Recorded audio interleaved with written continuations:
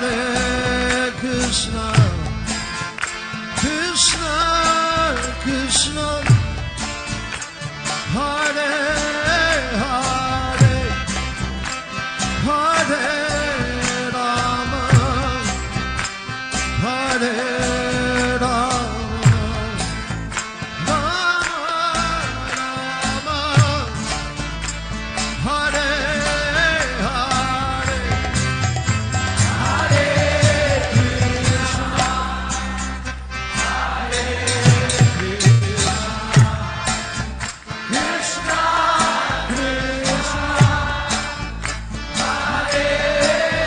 Krishna, Hare Krishna, Krishna Krishna, Hare Hare, Hare Rama, Hare Rama, Rama Rama, Hare Hare, Hare Krishna, Hare Krishna, Krishna Krishna, Hare Hare, Hare Rama, Hare Rama, Rama Rama, Hare Hare. Everybody, a little louder, please. A little louder. Hare Krishna, Krishna Krishna, Hare Hare,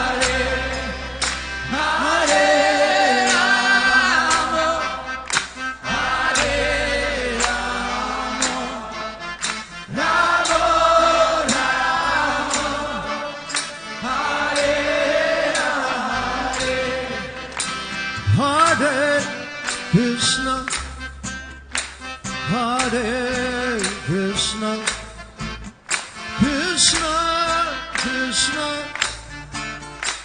Hare Hare, Hare Rama, Hare Rama, Rama Rama, Hare Hare. Everybody together, a little louder, please. Whoa! Hare Krishna, Krishna Krishna, Hare Hare, Hare Rama, Hare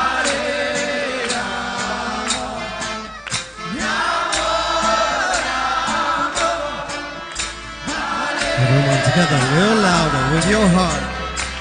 Hare Krishna, Hare Krishna, Krishna Krishna, Hare Hare, Hare Rama,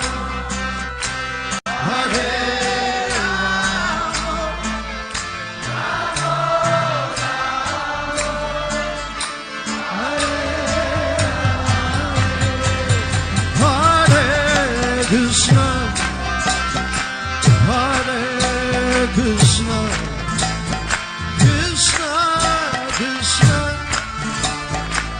Hare Hare, Hare Rama, Hare Rama, Rama Rama, Hare Hare.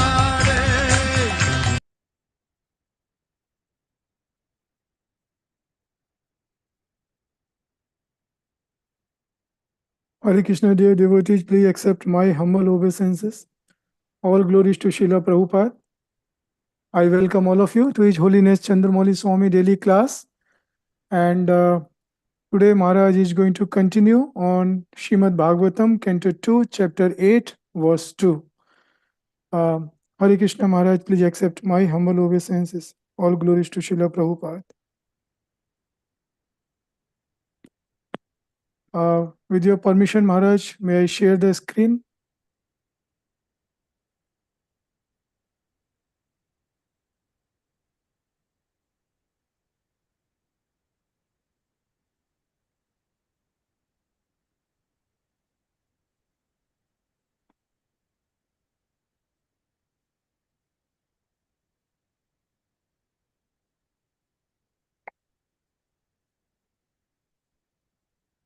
Over to you, Maharaj.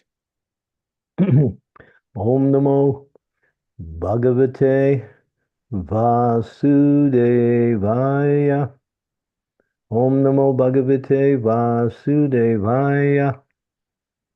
Om Namo Bhagavate Vasudevaya. Etam vidutam itchami tattva tattva vidambara harerabhuta viryasya kataloka sumangalaha.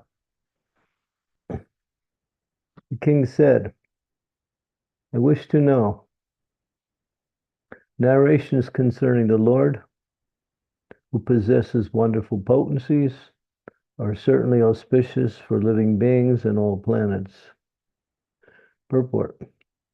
Srimad Bhagavatam is full of narrations of the activities of the Supreme Lord, which is auspicious for all living beings residing in every planet. One who takes it as belonging to a particular sect is certainly mistaken. Srimad Bhagavatam is certainly a very dear scripture for all devotees of the Lord, but is auspicious even for the non-devotees also, because it explains that even the non-devotees hovering under the spell of material energy can be delivered from such clutches if they hear the narrations of Srimad Bhagavatam with devotion and attention from the right source representing the Lord by disciplic succession. Om Gyantimidandasya Gyanajana Salakaya Chaksu Militam Yena Tasmai Shri Gurave Namaha. Nama Om Vishnupadaya Krishna Pasaya Bhutale Srimakti Bhakti Vedanta Swami Iti Nami Namaste Saraswati Deve Gauravani Pacharine Nirvisesa Sunyavari Pastyatya De Satari Vanchakalpa Tarubhascha Kripa Sindhu Paevacha Patitanam Pavanebhyo Vaishnavebhyo Namaho Namaha. Jai Sri Krishna Chaitanya Prabhu Nityananda Sri Advaita Gadadhar Sivasadi Gaur Bhaktivinoda Hare Krishna Krishna Krishna Hare Hare Hare Rama Rama Rama Hare Hare. So Bhagavatam, Srimad Bhagavatam, is full of questions and answers. In this case, we see King Parikshit is asking, and Sukadev Goswami will respond. This is the duty of a disciple, is to ask questions about the nature of devotional service, how one can execute devotional service, who is the Supreme Lord, what is his activities, what is my relationship with him. These are many of the questions that come up in a discussion on Srimad Bhagavatam. And Sukadev Goswami is qualified speaker to answer all of these questions because he's a self-realized soul. He's actually a Nitya Siddha. He is not any part of this material world. He comes from the spiritual world to give this service of speaking Srimad Bhagavatam for the benefit of the entire universe. And it says here, anyone who hears Srimad Bhagavatam with attention and with as much devotion as one can, we say, gather up, then one can be delivered from the sufferings of material energy. And one can be situated on the spiritual platform, or on the progress of spiritual advancement. The Bhagavatam is all auspicious. It's not relegated to any particular country. Bhagavatam refers to Srimad, this is the personality of Godhead, who is Bhagavat. And Srimad refers to that which is auspicious, which is beautiful, which is glorious. So Srimad Bhagavatam is the best of all religious scriptures. Nasta prayeshu abhadreshu nityam bhagavata sevaya. Bhagavati uttama sloke bhakti bhavati naistaki. One should hear Bhagavatam regularly, every day, at least for 1 hour or more. And Srila Prabhupada gave us a time consideration in hearing Bhagavatam, at least an hour, but more also. If one gets attracted to Bhagavatam by reading Bhagavatam, one will find it difficult to stop reading Bhagavatam because it absorbs one's consciousness into the transcendental realm and gives happiness and awakens the transcendental knowledge which is there within the soul. So, as Prabhupada says here, it's very dear scripture for all devotees of the Lord. And even for the non-devotees, they can also benefit. So therefore, we make an effort worldwide to speak Srimad Bhagavatam in as many venues as we can, and hopefully people will hear. And simply by hearing, the power of the Vakya, or the words spoken, just by reading the words from the Bhagavatam, one gets purified. Even if one doesn't fully understand the text, simply by the sound vibration, one starts to purify their consciousness or becomes free from material contamination, which is characteristic by the desire to enjoy material life. And so one should hear Bhagavatam regularly. Bhagavatam has 18,000 verses, and it's so deep in philosophical teachings, but at the same time understandable by those who, with, as Srila Prabhupada says, rapt attention, full attention, that attention that is not deviated, hears Bhagavatam. They can also understand this knowledge, although it is unlimitedly deep. And in many places, it goes into the nature of the personality of Godhead in his most intricate moods of devotion towards his loving servants in the spiritual world, particularly in Sri Vrindavan Dham. So, therefore, this particular section of the Srimad Bhagavatam, the second canto, illustrates the importance of hearing Srimad Bhagavatam, reading Srimad Bhagavatam, speaking Srimad Bhagavatam, and making Bhagavatam their focus in the process of executing devotional service. So, and as Srila Prabhupada mentions, it takes 1 month approximately to understand every verse of Srimad Bhagavatam. So that means repetition and reading helps to bring out more and deeper meanings of Bhagavatam. Therefore, one can read it continuously, and each time one reads it or hears it, new meanings become revealed in the Bhagavatam. For instance, it says that Artha, Kama, Dhamma, and Moksha, these are the 4 Purusharthas. It's the actual sequence is Dharma, Artha, Kama, and Moksha. These are the activities of the conditioned souls in the material world. And so, these activities are based on fruitive gain. One performs pious activities, and by gaining a accumulation of pious activities, one is guaranteed some economic gain from that. And by economic gain, one uses that economic gain to enjoy their senses in different ways. And when that becomes full and doesn't give satisfaction, people look for a way out, and that is called moksha, or liberation.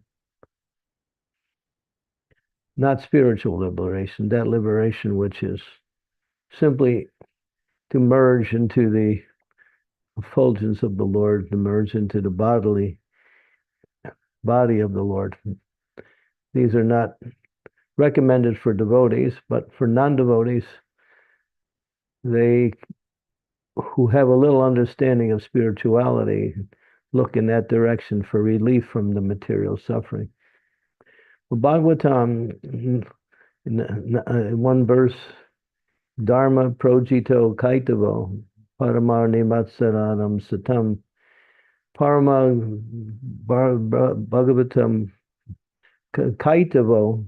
Kaitamo means cheating, and the word dharma kativo, what is dharma projito kaitavo, means to kick out everything that is of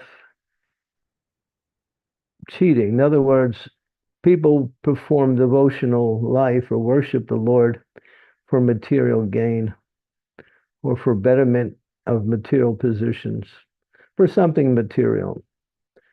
But Bhagavatam has none of that. Therefore, it's paramahansatam satam. It is meant for the paramahansas, those who seek the essence.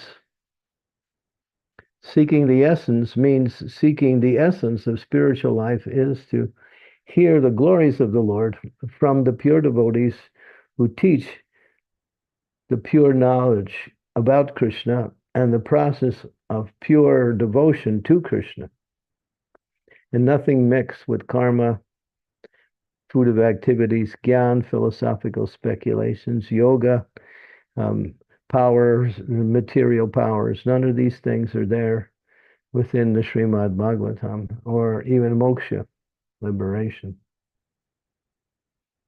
But as you go through Bhagavatam, sometimes you read,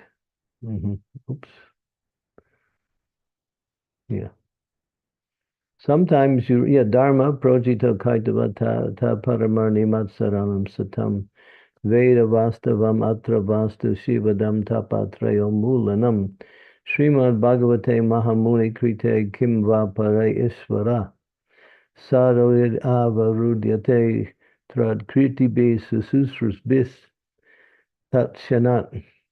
Translation. Completely rejecting all religious activities which are materially motivated, this Bhagavata Purana propounds the highest truth, which is understandable by those devotees who are fully pure in heart. Even if you're not fully pure in heart, still keep hearing. And if you continue hearing Srimad Bhagavatam, the heart will become gradually purified. The highest truth is reality distinguished from illusion for the welfare of all. Such truth uproots the threefold miseries. What are the threefold miseries? Adhyatmic, miseries of the body and mind. Adhidaific, miseries of other living entities, or the miseries of higher powers, and adhibautic, miseries of other living entities. So these things are the miseries that are being inflicted upon the inhabitants of this material world.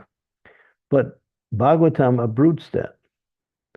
This beautiful Bhagavatam, compiled by the great sage Vyasadeva in his maturity, is sufficient in itself for God realization. What is the need of any other scripture? As soon as one attentively and submissively hears the message of Bhagavatam, by this culture of knowledge, the Supreme Lord is established within his heart. Yeah. So the beginning of the purport is what we mentioned earlier. Religion includes four primary, namely pious, economic satisfaction, and finally liberation. But this is pious activities. Therefore, these are mixed. People are looking for material gain through, but rejecting all of these and engage in hearing the pure message of the pure personality of Godhead, then one can actually elevate their consciousness to transcendental happiness, pure knowledge, or what we say real knowledge, and ultimately go back home, back to the spiritual world when one leaves the body. So Bhagavatam is very powerful. Sometimes people look through the Bhagavatam to find something that is not pure. For instance, there are indications of something less in certain places of the Bhagavatam. For instance, in the 9th canto, there is a story of King Pururava. Now, Pururava, he was a king, pious king, but he wanted to enjoy heavenly delights. So he performed some austerity, petitions the demigods to send him a lady from the heavenly planets. And so they granted his desire, and her name was Urvasi. And she came. She said, I'm here to satisfy you. I will become your wife. But 2 things. If you break these 2 things, then I will leave. And he said, what are the 2 conditions? She said, I have 2 pet sheep. They must remain with me also. And if you chase them away, I will leave. And I should never see you naked.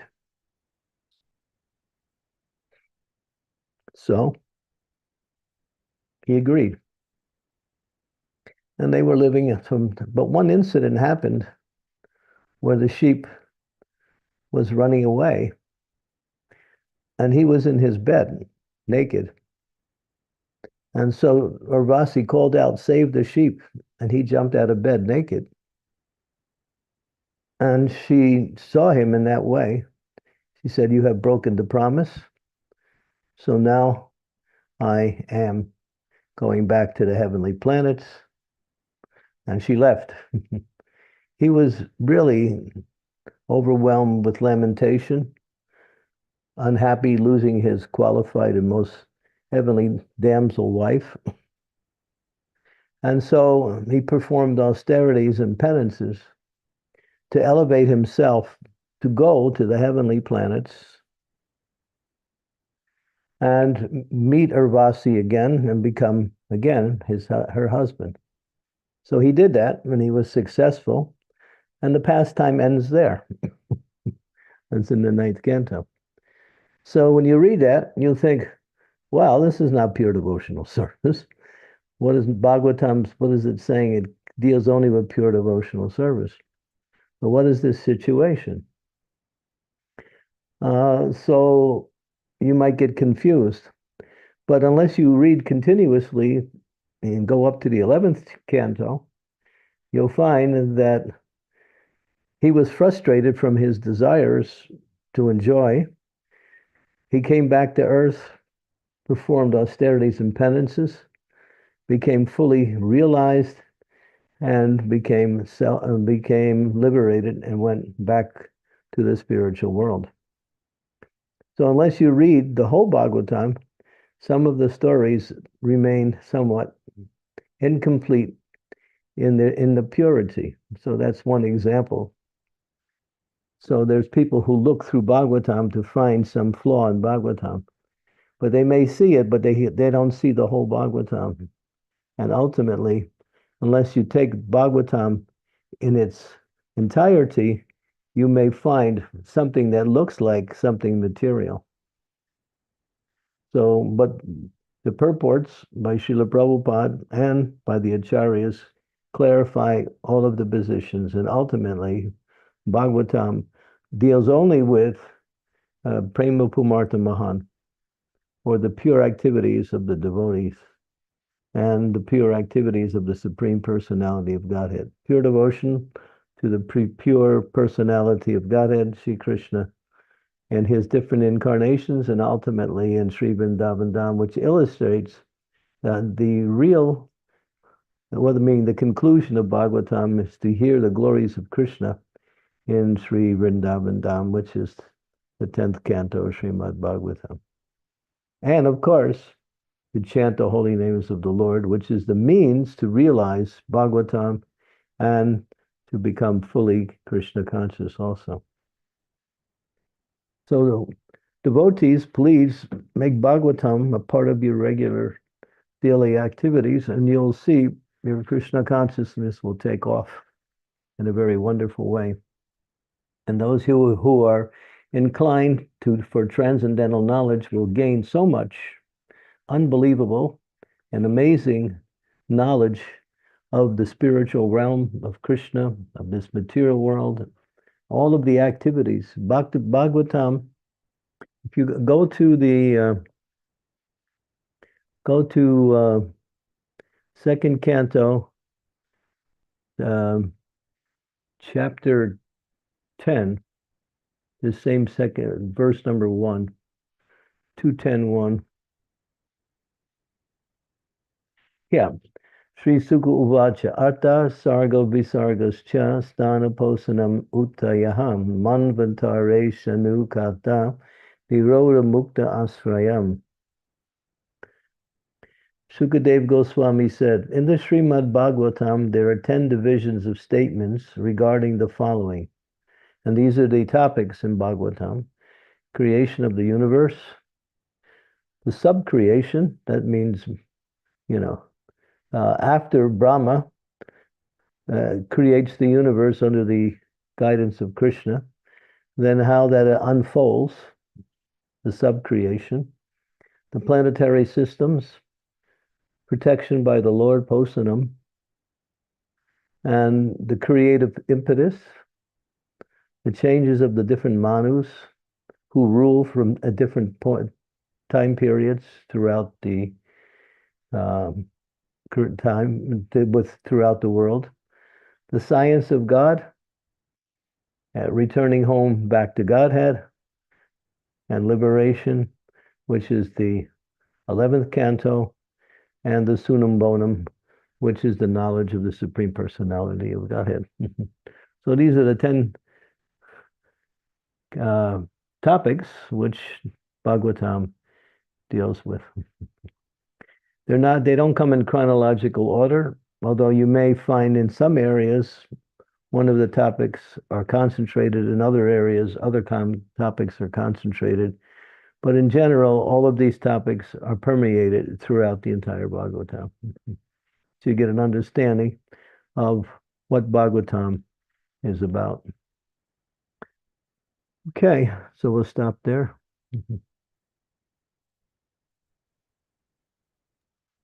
Thank you, Maharaj, for highlighting the importance of Srimad Bhagavatam and the value of this.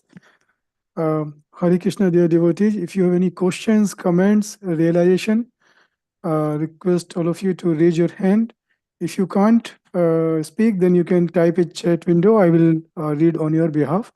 It's wonderful to have 37 plus devotees online, and would really be nice if you can please switch on your video. Switch on your camera. That will be so nice.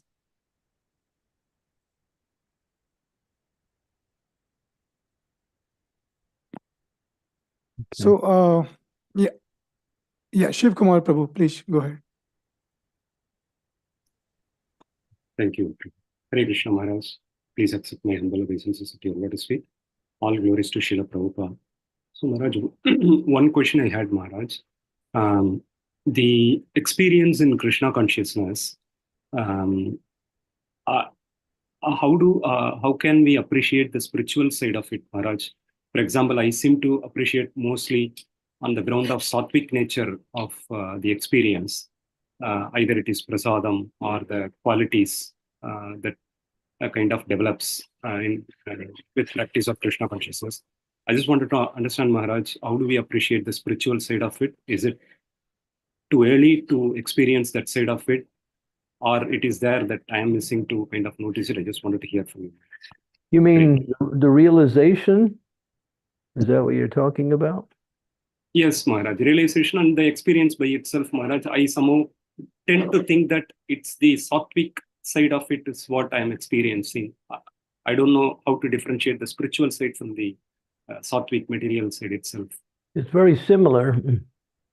Sattvic is in the mode of goodness, but in mode of goodness is the springboard for coming to the Sudasattva, or pure goodness, or the transcendental position. And one should perform activities in the mode of goodness, which are the activities of devotional service that are free from the lower modes, which are passion, fruit of desires, fruit of activities, ignorance, just foolishness, sinful activity. So, yeah. So Krishna tells Arjuna to come to the mode of goodness, and that way you can go there. From there, you can go to transcendence. So using the activities of the mode of goodness in devotional service will elevate the consciousness to the mode of transcendence. In other words, I mean, Prashadam is transcendental. It's Krishna in the form of foodstuffs. But we may see it simply as ordinary food or just some nice food. We may not see it as having a spiritual essence. So that consciousness is in the lower modes. But although Prashadam is in the higher mode, you can't realize the benefit of Prashadam when you don't have the understanding of what is Prashadam. Therefore, we don't eat Prashadam, we honor Prashadam. Eating is for the non-devotees. We accept it as the mercy of the Lord for purification of the mind and heart and the soul, which will help to elevate our consciousness to a higher stage of understanding. So therefore, adopt the proper mood when you perform the spiritual activities, and that will help you and give you the realization you're looking for. If you to perform the activities without understanding the proper mood, you'll get some benefit. Just like chanting the Hare Krishna Maha Mantra. We're chanting simply to finish our rounds, or we're chanting because it's my duty, then we're not really understanding what the Maha Mantra is. It's Radha and Krishna in transcendental sound vibration, which have agreed to come and sit on our heart if we understand that we are inviting the Lord to come and sit in our heart through the chanting of the Hare Krishna Maha Mantra. We're chanting in that mood, there's a whole different experience than chanting in the mood of simply getting your rounds done or doing it as a requirement. So it's all about the proper mood. Not just the activity, but the mood also. Thank you. Because many of the activities we perform are very similar to what the non-devotees do. But their mood is not devotional. Their mood is to gain some benefit on a material level from their activities. That is not our mood. If you have that mood, you're minimizing the quality of the activity and not getting the full benefit.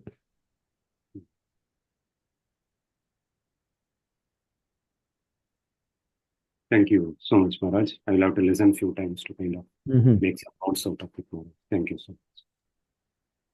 Thank you, Shiva Prabhu. Yeah, Vrindavanath, I need to take 1 minute break. Sure. I'll be Sure, right Maharaj. back. Yeah. Sure.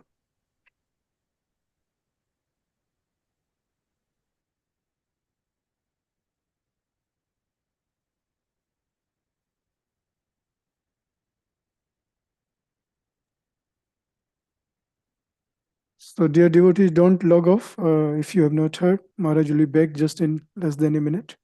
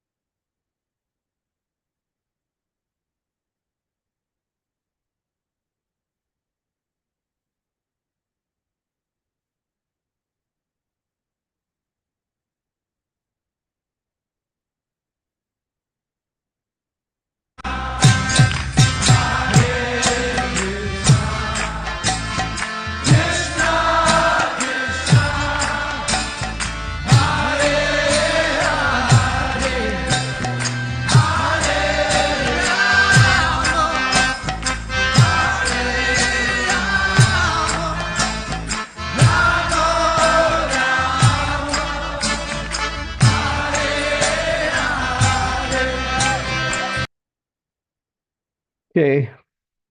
Sorry for that. It was required. I had to take a break. Bhagishi Mataji, please go ahead. Hare Krishna Maharaj, please accept my humble obeisances. All goes to Shri Prabhupada, all goes to you, Maharaj. Maharaj, I had a question. If 10th canto is full of Krishna's Leelas, why isn't it at the end? Because we say that it's the essence of Srimad Bhagavatam and we need to read the other cantos before 10th canto. So why isn't it at the end so that we can understand it more?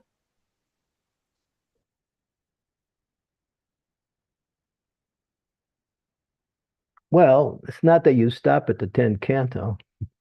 What is the 11th canto? The 11th canto is the Uddhava Gita.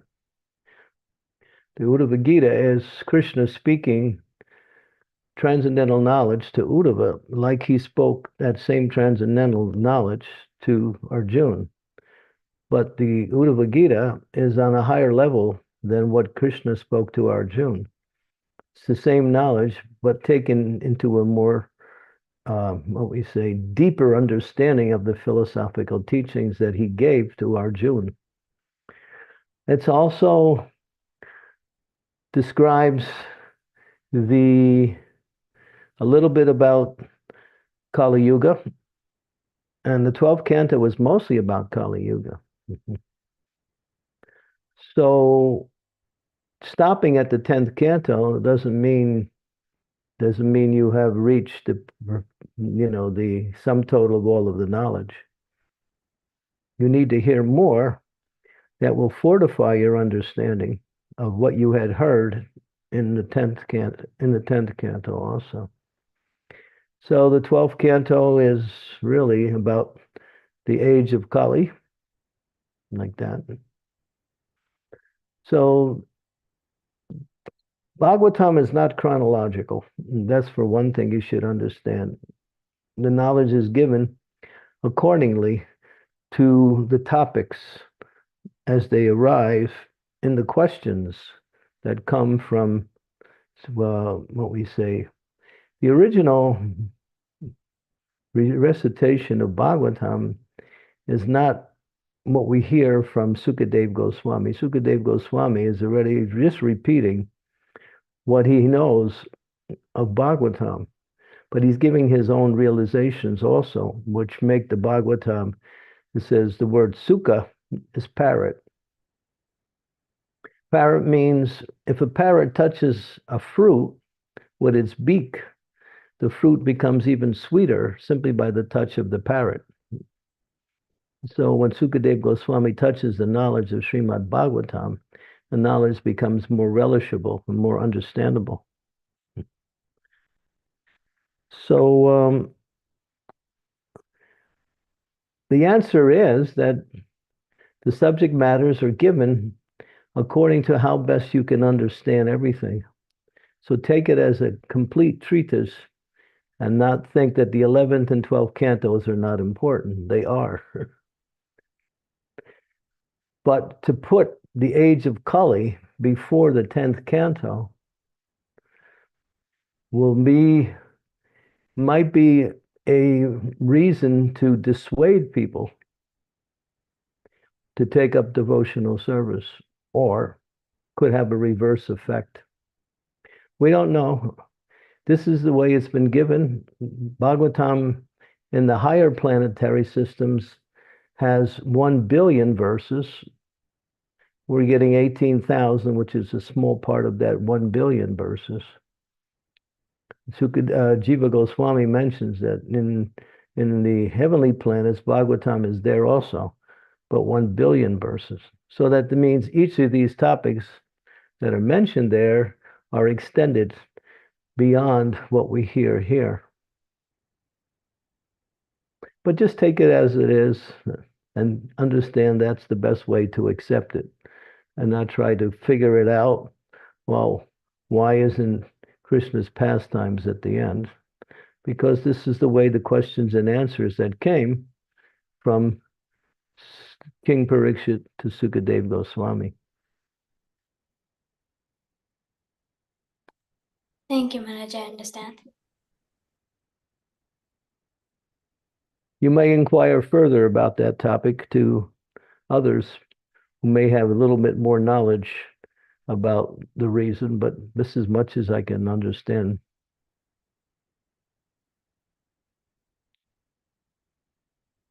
Sure, Maharaj. Thank you. Yeah. Rasvilasini Radha Mataji, please go ahead. Hare Krishna Guru Maharaj, please accept my humble obeisances. All glories to Srila Prabhupada, all praise to Buddhas and devotees. So Maharaj, I had a question like, when we start reading or we are reading and relishing the Bhagavatam, but at the same time, is it possible that our anarthas start becoming clearly visible, or is it an opportunity that the Lord is giving us to correct the things that are being reflected within us? Any spiritual activity is purifying, and particularly Bhagavatam is very purifying. Purifying means also to uproot these contaminations that are there within the mind and the heart due to association with material energy. So if these things are coming to the surface, they means you're actually becoming purified by Bhagavatam. Now, what you do with those thoughts is that you let them go, or you dismiss them and continue to hear the subject of Bhagavatam.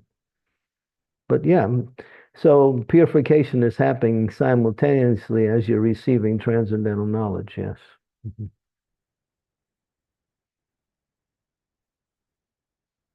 We can't see you. You look like you're way. Can you stand up? Yeah, there you go. I'm standing up. Or fix your camera where they can actually see you. You look like you're hiding or something. Okay.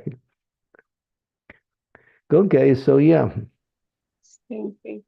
So don't consider these thoughts to be something inauspicious. They're actually getting rid of the contaminations that's there.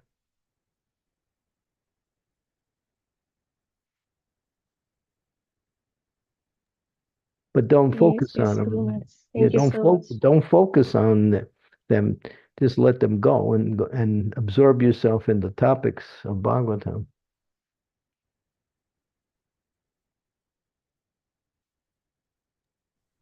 Yes, definitely, Maharaj. Thank you so much, Hare Krishna.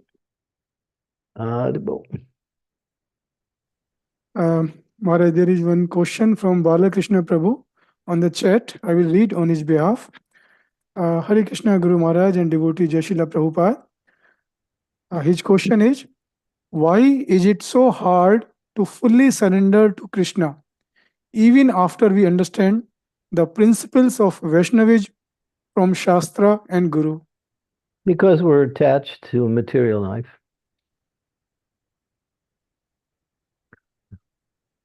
Why is it so hard for people to give up smoking?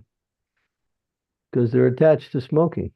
They know it's not right, but still they're attached to it. Same thing, you're attached to material life, material desires, material activities. The attachment goes deep. So if you continue with the process of devotional service and avoid material activities, gradually it becomes easier and more natural. But if you keep your attachments, there'll always be like some devotional service will be very difficult because you're still trying to hang on to something you're trying to give up at the same time.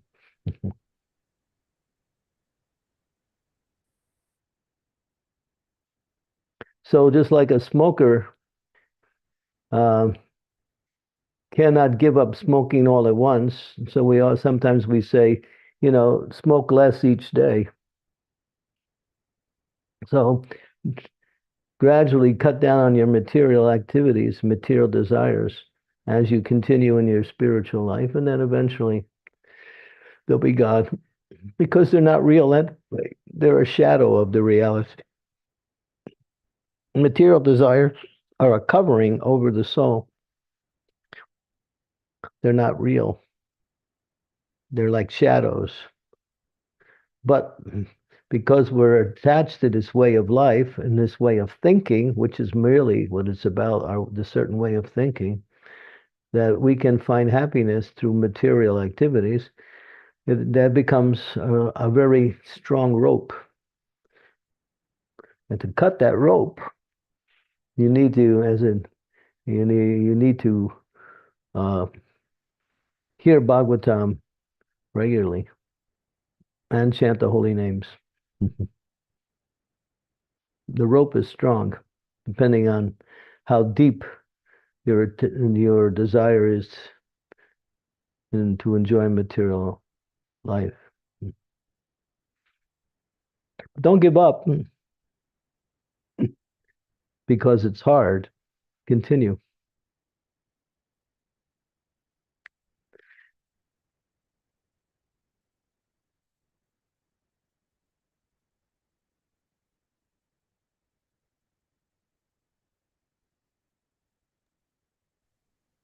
I hope, Prabhu, it answers your question.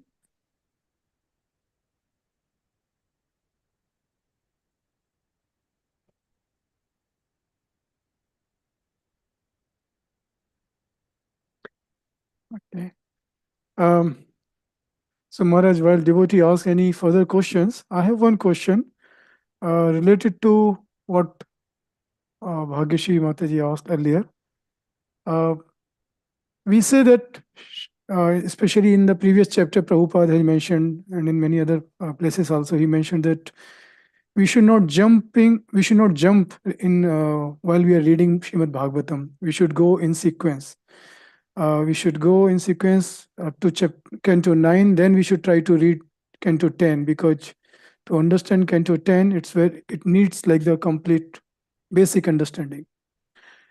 But we have this Krishna book, which is Canto 10, and we give this book directly to devotees, especially we promote this many times. And many people who are not knowing about Srimad Bhagavatam or the basics, how they can understand. So why like Krishna book is produced directly in that? Prabhupada did Krishna book because he said, I may not be on this planet when it comes time to do the 10th canto, so I want to give it to you now in a summary study. And he didn't finish the 10th canto. He only finished 13 chapters of the 10th canto has 90 chapters, 90. He only did 13 in the sequence. But in order for devotees to have his purports, he gave Krishna book in a summary study by combining his explanations along with the pastimes. That was Prabhupada's mercy. He knew he wasn't going to be around to finish, so he did as much as he did that as a way to give us the 10th canto in a summary study.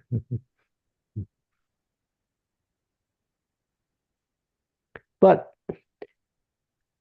now you have it in full, so just read the purports that are done by the disciples of Srila Prabhupada. They give the explanations based on Srila Prabhupada's commentaries on these same pastimes along with the acharyas, such as Jiva Goswami, Vishwanath Chakravarti Thakur, Srila Bhakti Siddhanta Saraswati Thakur, and who else? Sridhar Swami. So, yeah, everything is there now. Yeah. I was asking this question more in terms of book distribution, Maharaj. So we should try to refrain distributing Krishna book if we don't feel they are not devotee? No, Prabhupada said, this is one of the, when Prabhupada received Krishna book, how did he receive it? He received it during a lecture he was giving. The devotees came into his lecture and carrying a box of 10 copies of Krishna book, which just came off the press. They brought it up to Prabhupada during his lecture. Prabhupada sold all 10 copies right on the spot. And some of the people who were there in the lecture were not devotees. Yeah, no, Prabhupada said, Even nectar of instructions. When devotees said, this is not for non-devotees, Prabhupada said, yes, distributed on the street, nectar of instructions. Talks about Radhakund.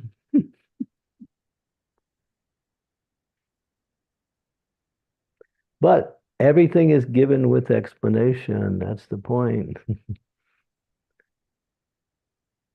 Without the explanations, then people can't go beyond a certain point.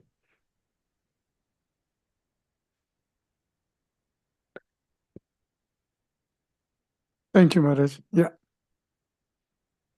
Sakshi Mataji, please go ahead.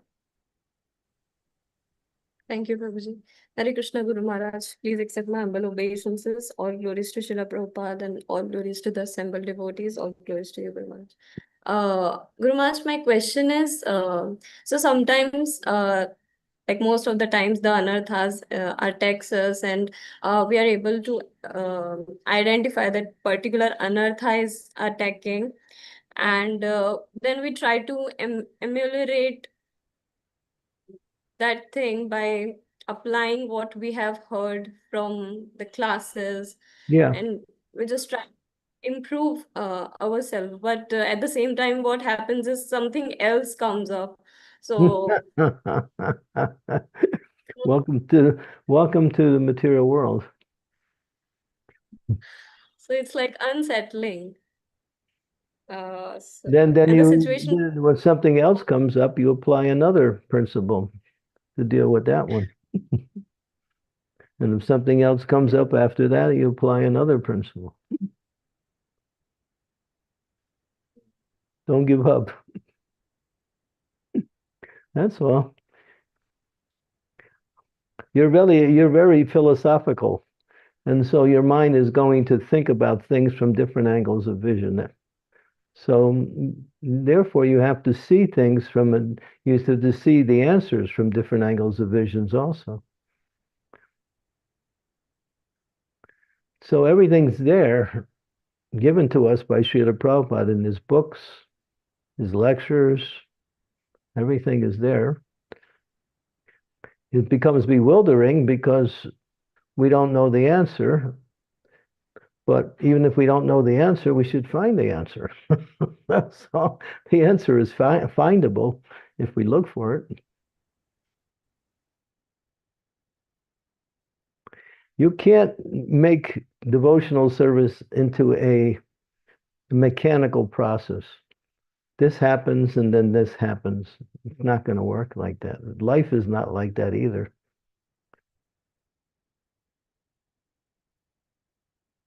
You're doing something and somebody comes along and says something and everything changes. So that person came in and disturbed your way of doing things, and now you have to deal with that too. So you should have said, well, why did that happen? It happened. That's why it happened.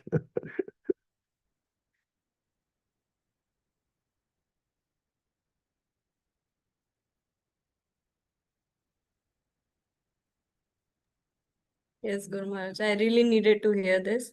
And sometimes I also do paralysis with analysis. I analyzed from different angles, and then I get confused within. So I get confused with the practices also. So, Yeah, but that means you have to do further research to understand what is being presented to you now based on your confusion, and what is the way to see it, how to see it, how to analyze it, how to overcome it. mm, I have to keep dancing here because I have some situation here. My body is not performing according to the level it should perform. So in order for me to keep going in this class, I'm dancing. So please don't think it's my camera that's off. It's me.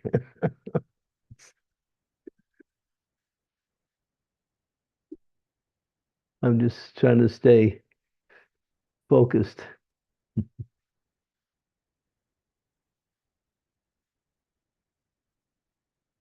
thank you, Guru Maharaj. Thank you for Okay. that. Hare Krishna. Thank you, Mataji. And also, Maharaj, it reminds us that devotional service is all about chanting and dancing. So, yes. I'm not really dancing. Dule, dule. Gauri Priya Mataji, yes, please go ahead. Hare Krishna, dear Maharaj, Hare Krishna, all devotees, please accept my humble obeisances. Thank you so much for the lecture. I have some questions. The first one is related about the reading Srimad Bhagavatam. During this whole 10 years, I'm trying to have a, how to say, daily to read it, to read Srimad Bhagavatam, but constantly something is it's not that I don't have mood to read it, because when I'm starting to read it, then it's overwhelming. But somehow it goes 1 week, 2 weeks. Even now, we started with yatra, not yatra, with a community which is in another city online. We're reading Chaitanya Charitamrita. I started with them daily, except Sunday at specific timing. We were daily reading. Beginning, the start was amazing and strong, but it lasts only, unfortunately, some months, and again going down, and cannot even join properly on time, even not reading. So what is going on? Why the person starts something like that? I mean, reading Srimad Bhagavatam, and it's I don't know why what's happening in your life right now. It doesn't there's no philosophical answer to that. It's just the people involved. You have to deal with the situation. I don't know. Not something philosophical. Maybe the people who are doing it, they lose interest in it, or they start doing something else. Okay. We're steady. We've been doing this class since the lockdown of March 2020. So this is 5 years plus. So because when you do something steady, you gain more and more knowledge, and you also gain more and more what we say, devotional enthusiasm. So Krishna consciousness is like that. Do something, but stick with it. Don't give it up, even if it's difficult. And after a while, it becomes wonderful, and there is so much benefit from it. Steadiness is one of the qualities that is required in the execution of devotional service. If we become unsteady because we like something and then we don't like something, so we stop because we don't like it, or we can't get into it, then we'll never be able to go beyond a certain understanding. Stick with it, because it is pure, it is transcendental. Our inability to understand is simply our material way of seeing things, that's all.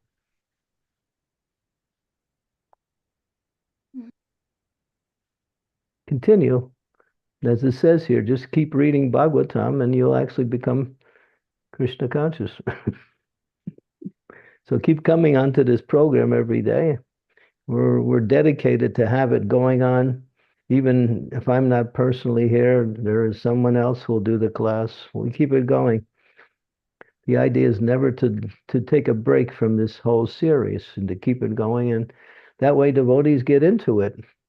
They get into the flow of the Srimad Bhagavatam. Yes, Maharaj. Okay. May I ask the second question? Real quickly. Very quickly. There was some discussion with one person, it is he is telling that about Chaitanya Mahaprabhu, there is nothing written in Srimad Bhagavatam, although there in 11th canto, sorry, I've forgotten, 53rd verse no, fifth, something like that, fifth chapter. It is said about Chaitanya Mahaprabhu, but not so clear, so to say. And the person is saying that Chaitanya Mahaprabhu, there is no like specific information in Bhagavatam that he is Supreme Personality of Godhead. Mm-hmm. Like, let's see, what is that verse? Sixth canto. I'm trying to think of the chapter number.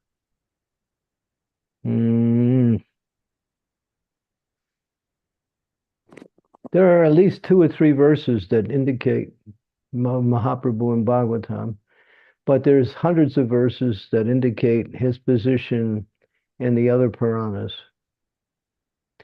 Look up, can you do a search, word search, Vrindavan? Yes, Maharaj. Chana, look for Chana avatar. I think it's in the 6th canto or 5th canto, either one. Chana, Channa, Chana avatar.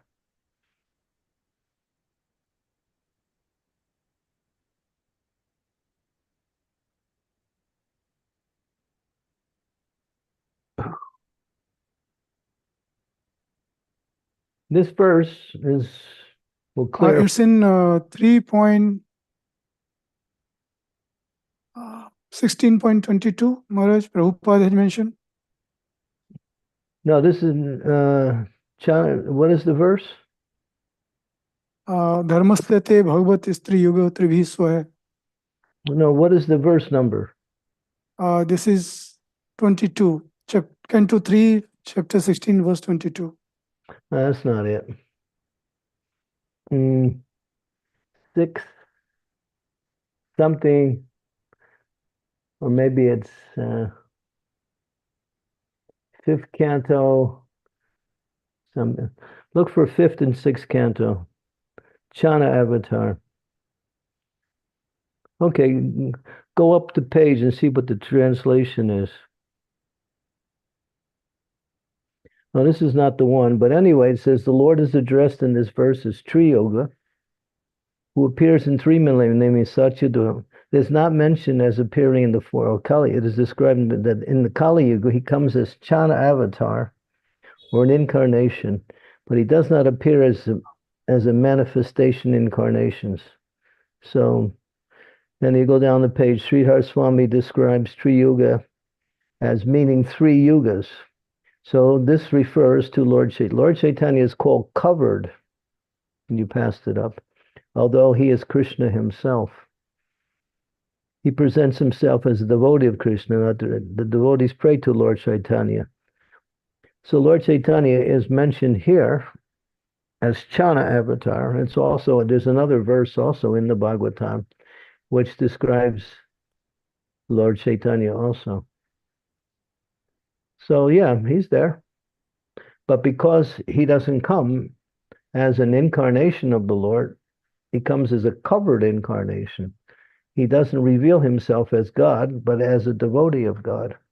That's why he's not seen as the Supreme Personality of Godhead. But he is.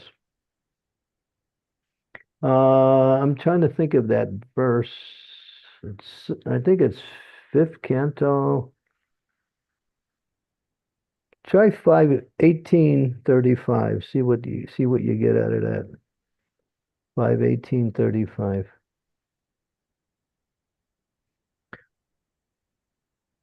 Or 36, either one.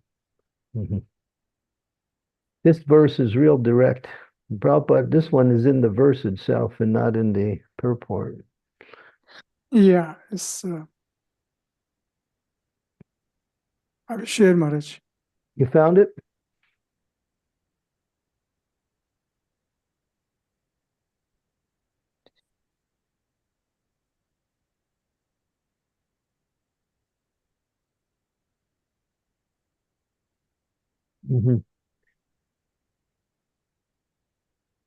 What was that verse you just? I think 35 is the verse, Maharaj. I was Yeah. just looking for 36, but this is the verse.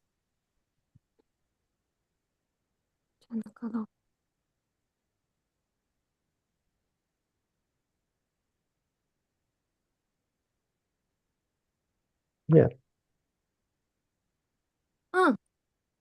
You are known as Tree Yoga because in Kali Yuga you appear as a concealed incarnation. This is Chaitanya Mahaprabhu, as it says in the purport, his incarnation in the age of Kali. He is known as Tree Yuga, Chana avatar. So how much evidence do you need? Mhm. Thank you. I found also a verse in 7 Canto 9:38. It's also Chana Kala. Yeah, that's Prahlad Maharaj speaking the same thing. Yeah. Mhm. Oh, nice. Thank you so much. Yeah, there's if you go to other Puranas, you'll find direct statements describing Lord Chaitanya as the Supreme Lord. Mm. Thank you so Okay. much, Maharaj. I'm going to have to quit the class right now. Things are getting a little out of hand on this side. So, Thank you, Maharaj. Absolutely, so important messages in this class, so important, enlightening class. Shrimad Bhagavatam ki jai, Srila Prabhupada ki jai, Jai. Anant Koti Vaishnav Vrind ki jai. Jai. I just want to quickly, Hare Krishna Prabhuji, I just want to quickly announce tomorrow's class. Hare Krishna Maharaj, my humble Krishna, obeisances to thank you you and very Krishna. much. Tomorrow's class is with Bhakti Sangha devotees, and the verse is 8th Canto, 3rd chapter, verse number 33. And the time is 12:20 p.m. UK time. It is like 40 minutes earlier now, tomorrow. And it will 7:20 a.m. Eastern and 6:20 a.m. Central. And for India, it is 4:50 p.m. I'll share the